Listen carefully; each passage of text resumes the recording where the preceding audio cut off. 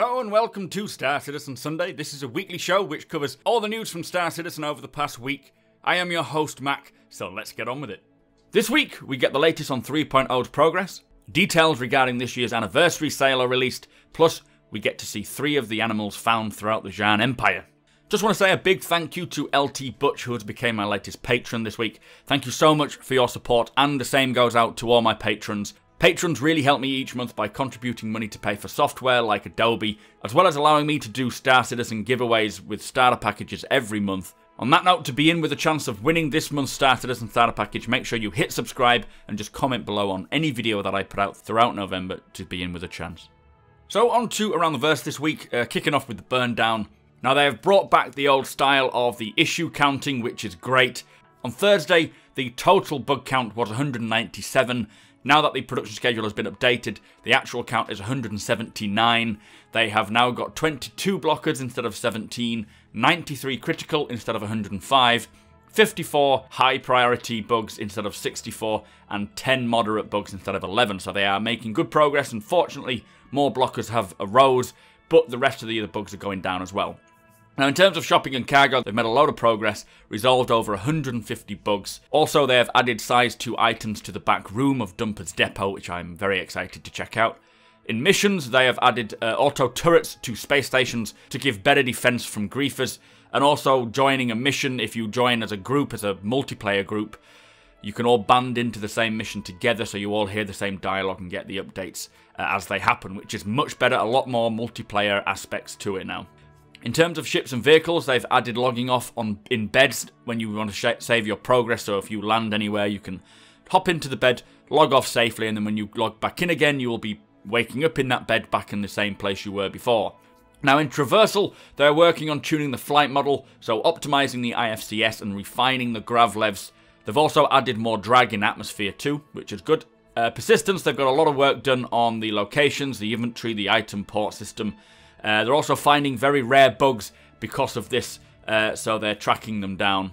In performance and stability, they're focusing on network and optimization, looking at the game code, serialized variables, and looking into how to make the netcode run faster. Also, the player count is working nicely. It all scales nicely, so they can increase it or decrease it depending on where the issues are. And they just said that they will keep slowly increasing things and repeating it and just testing it until they get to a number that they feel comfortable with. It is looking promising to get the PTU released before Christmas, but it's not set in stone, and I'm not saying it will happen. Obviously, killing bugs can reveal more new ones, or they can fix many more, so fingers crossed. But if they got through 150 bugs in 1 week, there's a good chance we could see it before Christmas. Anyway, the main feature of ATV was procedural cities and the process it takes to create them. It all started when one dev used a procedural system in the Lumberyard engine to create the city of Paris. He wanted to incorporate that tech into Star Citizen, specifically to create ArcCore, and they had just assets to plug into the procedural system, and then 3 days later they got the first version of the city working. Then they worked on the illumination and the pollution, etc., sort of giving it more of a feeling to it. The previous ArcCore that we have for 2.6 is just a backdrop, whereas the Citizen conversion is an actual city that you can fly through, you can reach all the horizons. They also had a little fun placing this procedural city on Yella and other planets like Daymar, I think is what we can see here, and you can just fly around it, and it all pretty much worked seamlessly. Basically, when they hit the build button, you can see it create in front of your eyes, and they stood in the ArcCore headquarters looking out the window, and just seeing this whole city generate is very impressive. But each city block will be for different sections of the city, so you'll have industrial, downtown, residential, whatever they need. They still do very subtle edits, like adding more chimneys if need be, but they also need to ensure that certain buildings don't sit together, like a hospital next to an oil refinery is what they gave an example, because it just logically doesn't make sense. Each planet will have different themes, which will determine the styles of buildings and the materials used. You may see high-tech and low-tech. For example, microtech would be a very high-tech place, so glass, shiny, pristine metals, and that sort of thing. Low-tech could be more along the lines of Hurston, so it's dirty materials, dark metals, sort of a smoggy atmosphere. Gives the impression of it being a bit dirty and dangerous. Do expect to see more details in and around the landing zones. The non-landing zone areas will not be as pretty up close and personal compared to the actual landing locations. They will be adding later flying traffic, monorails, all these sorts of methods to help you travel around the cities with ease. But over time they'll start adding to the cities systems like visual effects, sounds, spawn points, the air traffic controller system, basically every entity that's needed to make the cities and locations feel alive. They are only working on human cities at the moment. They are very excited to see what alien cities will be like and how much hand-placed items and, hand touches will need to be added there. But over time, you'll see cities degrade, and you'll come back to a location, see potholes, buildings decaying, and bringing it more to life. And this will also depend on the economy. If it's a good economy, a thriving economy, everything will be working well. It'll all be clean and looked after. And you'll see people of that ilk walking around in suits and so forth. Whereas if the economy is bad, you'll see vagrants, you'll see people dealing drugs or doing dangerous activities down there, and it'll feel a bit unsafe. So this is kind of cool. It all adds to the flavour of the city. Anyway, that was ATV. Let's move on.